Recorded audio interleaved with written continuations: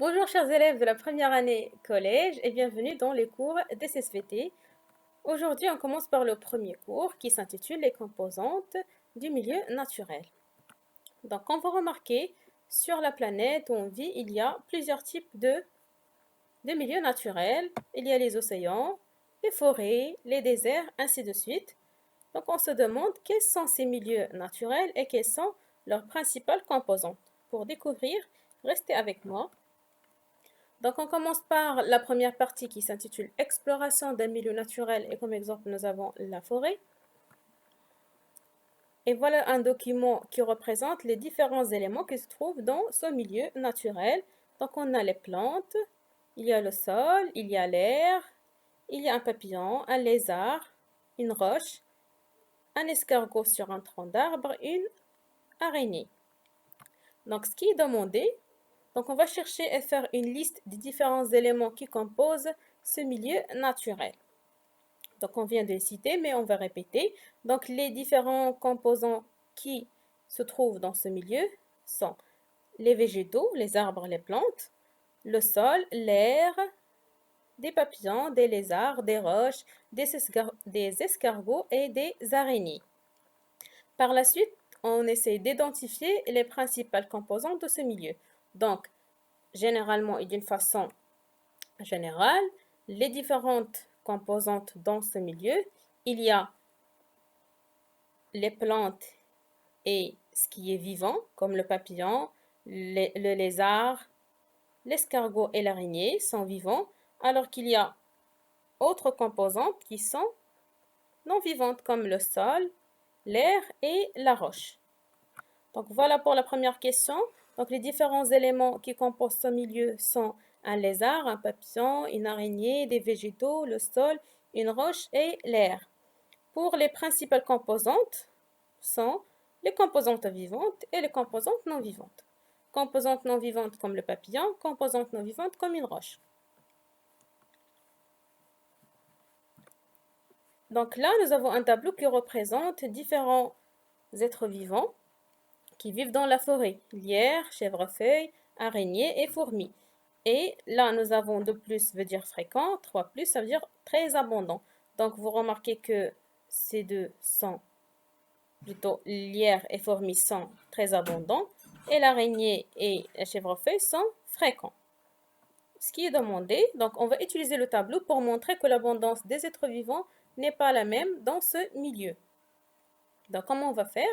On a dit que les lierres et les fourmis sont très abondants, alors que les araignées et les chèvrefeuilles sont fréquents. Donc, ils n'existent pas avec le même nombre. D'accord? Il y a une différence. On va dire, dans la forêt, l'abondance des êtres vivants est différente. Il y a plus de lierres que de chèvrefeuilles, comme vous voyez là, et plus de fourmis que d'araignées. Ou le contraire, on dit moins d'araignées que de fourmis ou plus de fourmis que d'araignées. D'accord? Donc, ils n'existent pas avec la même abondance. On passe à la deuxième partie qui est diversité des composantes du milieu naturel, le littoral. Donc là, nous avons un document qui représente le littoral et vous voyez qu'il se compose de plusieurs éléments. D'accord? Il y a les moules, les crabes, Bernard l'ermite, goubis des sables, fécus, algues rouges, oursins, anémones de mer, les plantes, l'eau, l'air, le sable. Et il y a ici un oiseau. Donc, on va chercher ce qui est demandé. Donc, ce qui est demandé, c'est qu'on va ranger dans un tableau à 2 colonnes. On va dessiner un tableau à 2 colonnes. Les êtres vivants, on va les ranger d'une part et les constituants non vivants d'une autre part. D'accord? On va chercher les vivants et les non-vivants. On va les mettre dans un tableau. Donc, pour ce qui concerne les êtres vivants, nous avons les moules, les crabes, Bernard l'ermite, goubis des sables, fécus, algues rouges, oursins et anémones de mer. Il y a aussi les plantes et un oiseau. D'accord? Pour ce qui concerne les éléments non vivants, bien évidemment, il y a l'eau, l'air et les roches et le sable si vous voulez. D'accord? Donc, en exploitant le document A et le document B, ça veut dire la forêt et le littoral, on va dire comment les êtres vivants sont répartis dans leur milieu de vie. Donc, à votre avis, comment ils sont répartis dans le milieu de vie? Et ils sont répartis dans le milieu de vie selon les conditions qui leur sont favorables. Ça veut dire les êtres vivants vont chercher une zone là où ils vont trouver quoi manger, là où ils peuvent se reproduire, ainsi de suite. D'accord? Ils ne vont pas se trouver dans n'importe quelle zone, mais non, dans une zone là où il y a les bonnes conditions de vie. D'accord? Une bonne température, l'éclairement, une bonne humidité, ainsi de suite.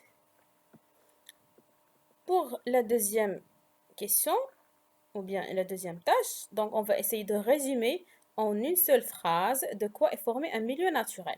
Donc généralement, et après tout ce qu'on a vu, donc on peut dire, pour résumer, qu'un milieu naturel est formé d'une part de composantes vivantes et d'autre part de composantes non vivantes. Parce que, sans rentrer dans les détails, parce que les milieux diffèrent.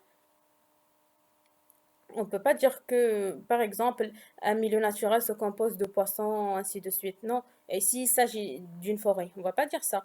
Donc, généralement, les milieux naturels se composent de composantes vivantes et de composantes non vivantes. Donc, voilà. Pour la première question, donc les êtres vivants sont répartis dans leur milieu de vie selon les conditions qui leur sont favorables. Pour le résumer, donc un milieu naturel est composé de composantes vivantes, comme les végétaux et les animaux, et de composantes minérales, donc on dit composantes minérales ou composantes non vivantes, comme l'eau, l'air, les roches, ainsi de suite. Donc voilà, c'était la fin de ce cours. On se voit la semaine prochaine.